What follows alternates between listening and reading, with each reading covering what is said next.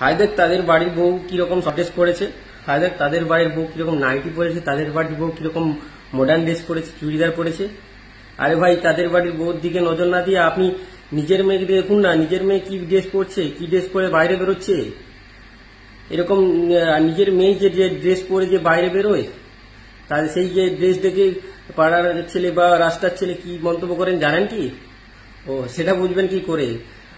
পরের মেয়ে, পরের বৌমা কারো মেয়ে নয়, পরের বৌমা বা পরের বউ কারো মেয়ে নয়, আপনার মেয়ে। কম বয়সে আজকালকার মেয়েদের বিয়ে হয়ে যাচ্ছে। তাদের যে মনের ইচ্ছে জামা পরা বা চুড়িদার পরা বা মডার্ন ড্রেস পরার ইচ্ছা, তাদের সেই ইচ্ছাগুলো কি, তার ইচ্ছাগুলো তো মরে যাচ্ছে না, তাদের সেই ইচ্ছেগুলো প্রকাশ পাচ্ছে না। তাই বিয়ের পর তারা বাপের বাড়িতে গিয়ে পড়ার ইচ্ছা করছে। আর আপনাদের মতো কাকা কাকিমারা কি করছেন? নিন্দে করছেন পরের বউ বা বৌমাকে নিয়ে। আগের যুগে কি হতো? আগের যুগে ধুতি পাঞ্জাবি পরে তো স্কুলে যেত।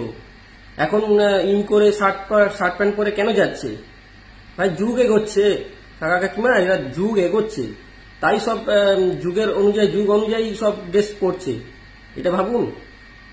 জানি এই প্রবলেমটা শুধু এক দুজনের নয়, প্রায় অনেকেরই এই প্রবলেমটা আছে, যে বাপের বাড়িতে গিয়ে তাদের মন মতো পোশাক পরতে পারছে না।